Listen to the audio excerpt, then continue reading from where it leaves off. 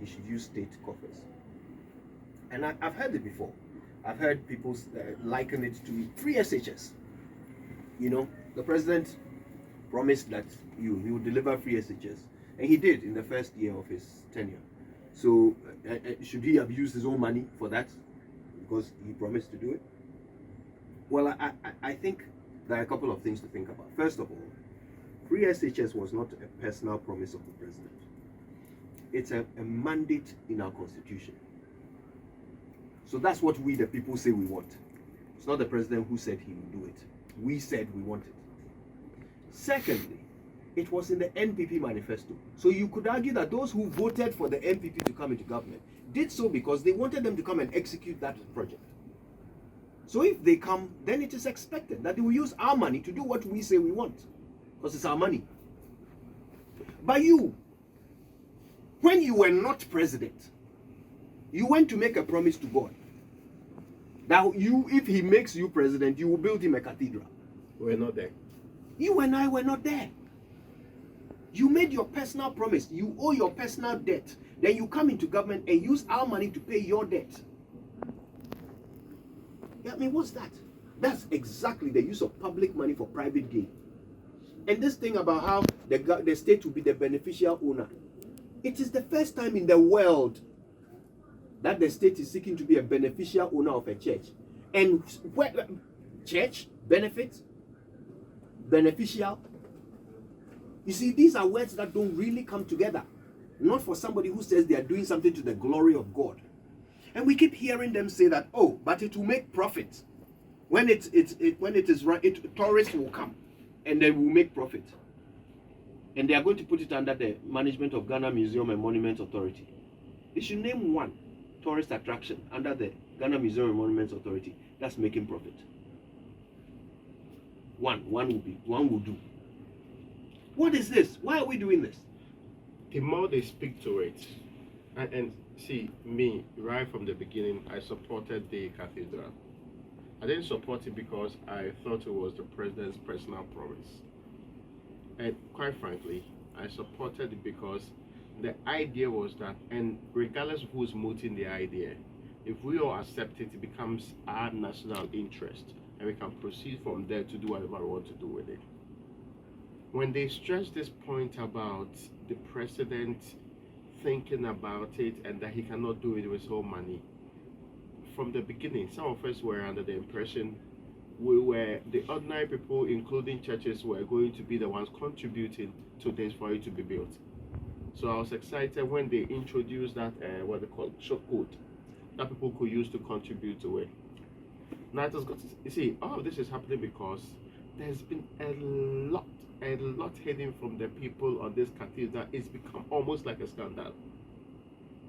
Every single part of it, there is something scandalous hidden, something not so clear about it. Right from how it's going to be done, who is going to be part of it, who's supposed to be playing which role, and how much is supposed to go into it. So it tells you a story that how on earth are we making the building of God to be embroiled in so much controversy and corruption? How on earth? Of all the things you can do, of all the heights of corruption, you can take all of these premises. So some of these justifications worsen it. And let's be clear on this. I am no longer convinced we should waste a peso of the state's money on this project. In fact, the original idea that was sold to us, let's get back to it. If the churches cannot build it, let's leave it alone. We can do cathedral when Ghana is like the United States of America. When we're in the Vision 2020, our agenda was not to build what they call a cathedral. There has not been a single national development plan in this country that included cathedrals. You see, so let's not pretend that when we say that we want to do this and that we want people to contribute to it, it has now become because we are pumping a lot of our money into it unconscionably, because you know that you cannot do that so now. You cannot do so when you are crying. Everybody's crying about all the difficulties in the country. So, and the people justifying it, sometimes they should rather shut up and sit somewhere if they have nothing useful to say to this add to this conversation, because they are getting people angry with the things they say by the day and worsening the future of this particular project. Look, what I say to all of this is simply this.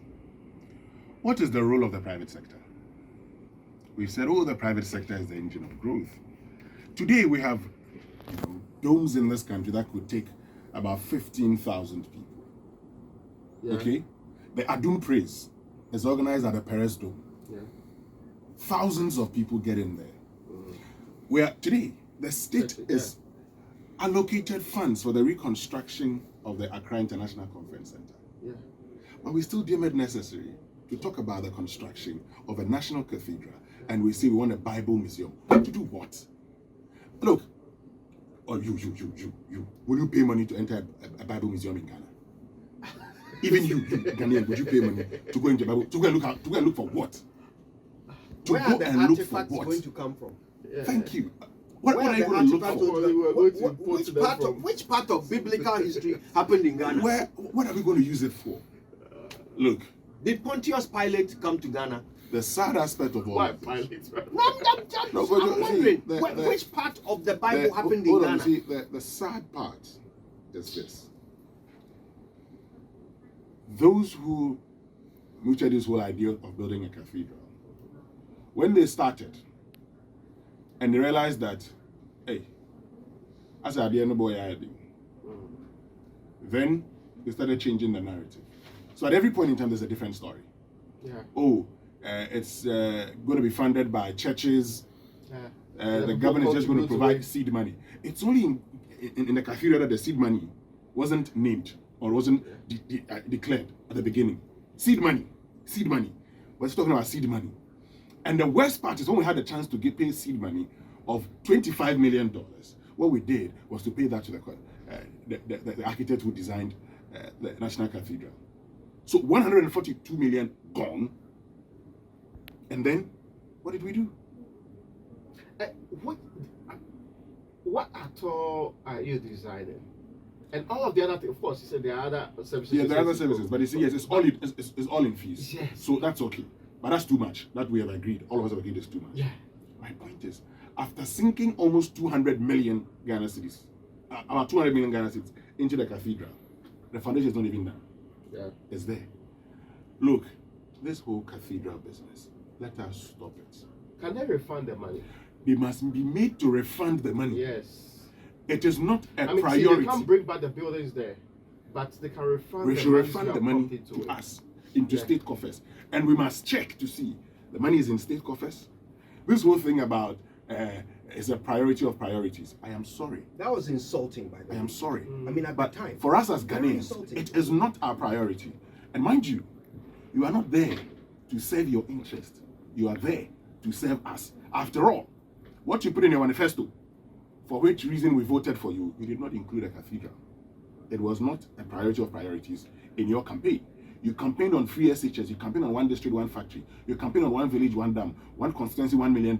You never campaigned on national Some cathedral. of these projects, you're not pumping as You much are not pumping money into them. pumping And then you are pumping money into a national cathedral. And then when we tell you, you say it's a priority of priorities. I am sorry. It's almost like we are in some kingdom, and a king determines that this is what I want to do, whether you like it or not, whether you debate it, whether you actually disagree with it. And if But it's that is supported by other decisions he makes. This is a president who says he values loyalty above everything. In some cases, above competence. Loyalty. That sounds like a king. When you do things, I will reward you. I'll give you a knighthood. I'll give you a... And you see, if your job is a reward, if it's a reward, are you supposed to break your back for it? If you reward me, am I supposed to sweat for a reward? So naturally, you get people giving contracts to their brothers and cousins and drivers. Because the job is a reward. That's how kings behave. We are... Look, in this country, people are dying because our state hospitals don't have oxygen. Oxygen. It's a priority of priorities. It's an amorphously priced cathedral, and you don't account for it. Even free SHS, which you are likening it to, it's accounted for. So this one, why is it different? Your personal unilateral fantasy, we should pay for it.